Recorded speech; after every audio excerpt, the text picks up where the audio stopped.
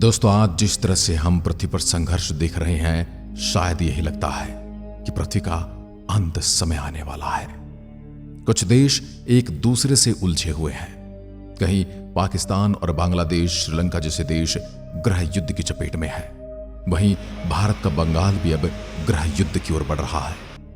कभी भी युद्ध छिड़ सकता है और पृथ्वी से जीवन पूरी तरह से खत्म हो सकता है। पर पृथ्वी पर जीवन खत्म भी होते रहते हैं और लौटते भी रहते हैं। जब पृथ्वी पर ज्यादा खतरनाक जानवर होते हैं तो उनका सफाया कर कर एक बार फिर से नए जीवन की शुरुआत की जाती है। आज के समय डायनासोर की तरह ही इंसान ज्यादा खतरनाक हो गया है, इसलिए अब इस जाति का पृथ्वी से सफाया होना जरूरी हो चुका है। डायनासोर नहीं मरते तो शायद हम नहीं होते, और यदि हम नहीं खत्म होंगे तो हमसे बेहतर जीव कैसे जन्म लेगा। डायनासोर की बात हम बहुत करते हैं, पर डायनासोर से पहले भी बहुत कुछ तो रहा ही होगा। अचानक से तो इतनी बड़ी प्रजाति जन्म ले नहीं सकती। तो चलिए डायनासोर साम्राज्य से पहले किसका साम्राज्य था, जानते हैं। बात उस समय की है, आज से 252 मिलियन साल पहले, जब पैलियोजोइक एरा से गुजर रही थी। तब प्रेजेंट डे साइबेरिया के पहाड़ फटकर कई टन लावा और जहरीली हवाएं आसमान में उड़ा रहे थे। उस समय का मंजर कुछ ऐसा था, जहां एक और जमीन पर राज करने वाले शाकाहारी लाइस्ट्रोसॉरस एक एक सांस के लिए लड़ रहे थे।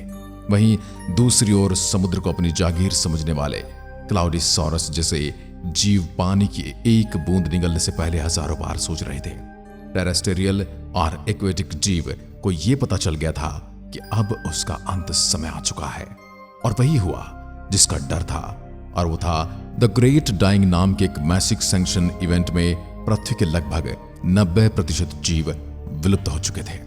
लेकिन यह प्रकृति का नियम है, जहां पर एक प्रजाति का विनाश होता है, दूसरी ओर दूसरी प्रजाति जन्म लेती है, और इसी दौरान उनके विलुप्त होने से कुछ नए तरह के जीवों को पनपने का मौका मिलता है। रुकिए, अब इंसान के जन्म में करोड़ों साल बाकी हैं। यहां बात हो रही हमारे प्यारे डायनासोर की। द ग्रेट डाइंग तब हुआ जब पृथ्वी को उस हालात से बाहर निकलने में 10 मिलियन साल लग गए, यानी कि 1 करोड़ साल। यानी जितना समय हम इंसानों को बंदरों से विकसित होने में लगा, उससे भी 4 मिलियन साल ज्यादा। इसकी वजह यह है कि इस एक्सटिंक्शन इवेंट के वक्त निकले ग्रीन हाउस गैसेस की वजह से पृथ्वी का तापमान इतना बढ़ गया था कि किसी भी नए जीव के लिए यहां जिंदा रहना मुश्किल था। जैसा आज हम शुक्र ग्रह को देखते हैं, हालांकि धरती इतनी ज्यादा तो गर्म नहीं हुई, पर कहते हैं कि पृथ्वी पर पहला जीव जब से पनपा था तब से लेकर अब तक का ये सबसे गर्म दौर था, और तापमान तेजी से बढ़ने की वजह से क्लाइमेट भी गर्म और सूखा हो गया था। इस क्लाइमेट से बचने के लिए लंबे पेड़ अपने आप को गर्म और ड्राई एनवायरनमेंट में सरवाइव करवाने के लिए ऐसे कोण शेप के ऊंचे कॉनिफर में इवॉल्व होने लगे, ताकि उनका वाटर लॉस मिनिमम हो सके। प्लांट्स के इस इवोल्यूशन की वजह से पर्याप्त समय के बाद पृथ्वी का तापमान नीचे गिरने लगा, और एक बार फिर पृथ्वी पर एक बार जीवन सांसें लेने लगा। हर तरह की जिंदगी पृथ्वी पर फलने फूलने लगी। इसके बाद सबसे पहले इस पैराडाइज में रेंगना शुरू किया मैमल्स के छोटे चूहे जैसे दिखने वाले शाकाहारी पूर्वज साइनेप्सिड्स पैलिकोसॉरस, और डायनासोर के मांसाहारी पूर्वज डायप्सिड्स आर्कियोसॉरस।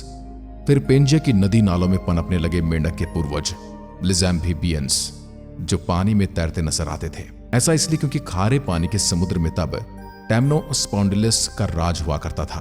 इन्हें जो भी जीव दिखाई देते उसे चबा जाते, और ऐसे में साइनेप्सिड्स और डायप्सिड्स के लिए एक ही रास्ता था, जमीन पर रहें और वहां पर एक दूसरे को डोमिनेट करने की कोशिश करें। अब इससे भले ही डायप्सिड्स मांसाहारी हों और साइनेप्सिड्स उनका खाना, लेकिन उस समय फिर भी पेंजिया पर राज साइनेप्सिड्स का ही होता था, क्योंकि डायप्सिड्स के मुकाबले उनका साइज बड़ा था। हालांकि साइनेप्सिड्स का राज ज्यादा देर नहीं चला, क्योंकि पृथ्वी के हर समय बदलते तापमान को पैलिकोसॉरस सहन नहीं कर पाए और धीरे धीरे गायब होने लगे। लेकिन डायप्सिड्स आर्कोसॉरस, उन्होंने इस बदलते तापमान में अपने आप को ढालने के लिए कई नए एवोल्यूशनरी टेक्निक्स अपनाई। थर्मोरेगुलेशन, इसमें यह हुआ कि उनकी स्किन रीराइजन हुई ताकि वे अपने आसपास के तापमान के हिसाब से हीट को सहन कर सके, और इसकी वजह से वो अपनी बॉडी की हीट को रेगुलेट करके हॉट तापमान करने लगे। इसके साथ ही पैलिकोसॉरस के मुकाबले आर्कियोसॉरस का मूवमेंट का सिस्टम हर जनरेशन के साथ तेजी से इवॉल्व होता चला गया, और अब आर्कोसॉरस ने खुद को इवॉल्व तो कर लिया था, लेकिन असली परेशानी उनको तब हुई क्योंकि उनके खुद के कजन्स पानी में रहने वाले इथियोसॉरस साइज में बड़े होकर उन्हें खाना शुरू कर चुके थे।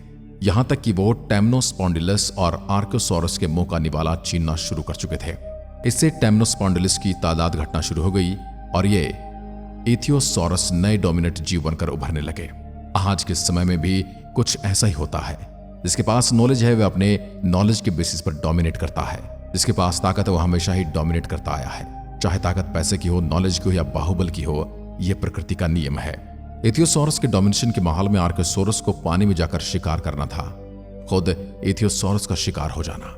यानी कि यहां शिकारी खुद शिकार बन गया और शिकार ने खुद को शिकारी बना लिया। अब शिकारी को शिकार करने के लिए और ज्यादा पावर और टेक्निक की जरूरत थी, पर उसके लिए जरूरी थे इनके शरीर में कुछ खास बदलाव। अब ऐसे में आर्कोसॉरस के सामने बस एक ही ऑप्शन था, कैसे भी करके शिकार को दबोच लेना। इसके लिए उन्हें चाहिए थी स्पीड, जिसे अडॉप्ट करने के लिए उनमें बदलाव आने लगे। उनके पैरों की हड्डियां, पर्टिकुलरली टीबिया, फिबुला और एस्ट्रागुलस बॉन जो उन्हें रेंगने में मदद करते थे, वो कुछ इस तरह से फ्यूज हो गए और एक्स्ट्रा स्ट्रेंथ प्रोवाइड करने लगे, जिससे अब इनकी गर्दन इस शेप की तरह दिखाई देने लगी और अब यह अपने शिकार को बिना शरीर को मोड़े देख सकते थे। जब कंडीशन नॉर्मल हुए, उनकी फुर्ती से शिकार करने की वजह से तो शिकार एक बार फिर कम होने लग गए। इतने कम कि इनमें से कुछ आर्कोसॉरस को घास फूस खाना पड़ गया और वो धीरे धीरे ओमनीवोर में बदल गए। अब वे ओमनीवोर आर्कोसॉरस अपने ही पूर्वज से इतने अलग हो गए कि साइंटिस्ट को इन्हें दो कैटेगरी में बांटना पड़ गया। डायनासोर के पूर्वज ऑरन्थिडेरा और क्रोकोडाइल के पूर्वज क्रोकोडाइलोमॉर्फा। इस समय के दौरान पृथ्वी धीरे धीरे शांत हो रही थी। मरीन सीजन फिर से अपनी शेप ले रहे थे और बारिश फिर से 9 महीने के लिए होने लगी। ऐसे में जीवन फिर से तेजी से पनपने लगा और इस बीच कुछ ओमनीवोर अब दांत की वजह से घास को चबाने लगे। दूसरी तरफ कुछ ओमनीवोर घास फूस के साथ शिकार पर निर्भर थे, लेकिन इनके स्ट्रक्चर में इतने चेंजेस आए कि साइंटिस्ट को इन्हें 2 कैटेगरी में बांटना पड़ा। पहला हर्बीवोर बर्ड्स जैसे हिप वाले ऑरन्थिशियंस और दूसरा ओमनीवोर लिजर्ड जैसे हिप वाले सॉरिशियंस। अब सॉरिशियंस ज्यादा, लेकिन बाद में ऑरन्थिशियंस की संख्या बढ़ने लगी क्योंकि इनका खाना पेड़ पौधे तेजी से बढ़ रहे थे, जिसका कारण था पृथ्वी का स्टेबल होना।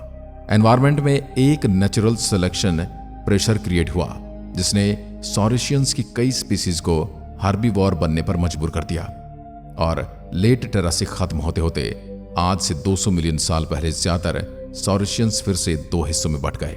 हर्बीवोर सॉरिशियंस जो थे सौरोपॉड्स और कार्निवोर सॉरिशियंस जो थे थेरोपॉड्स। अब ये थेरोपॉड्स कंपटीशन कम होने की वजह से सौरोपॉड्स और ऑरन्थिशियंस का शिकार करने लगे। एवोल्यूशन केवल यहीं तक सीमित नहीं होने वाली थी और आज से करीब 230 मिलियन साल पहले डायनासोर में से कुछ बिना भागे इवॉल्व हुए और यहीं से पैदा हुआ पृथ्वी के कुछ पहले उड़ने वाले जीव पेट्रोसॉरस।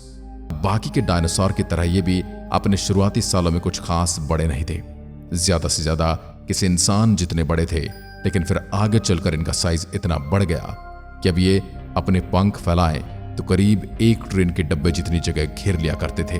डायनासोर के लगातार इवॉल्व होने की वजह से हालात कुछ ऐसे बन गए थे कि अब तक जितने भी शाकाहारी स्नैपसीड्स जो जैसे तैसे करके जिंदा बचे हुए थे, उनको भी अब जीना मुश्किल हो गया था क्योंकि जमीन पर आगे वे पौधे खाते तो 2 पैरों वाले डायनासोर से खतरा था और अगर छिपने के लिए ऊंचे पहाड़ों पर चले जाएं तो शाकाहारी सौरोपॉड्स जीव वहां छिपने के लिए पत्ते ही नहीं छोड़ रहे थे।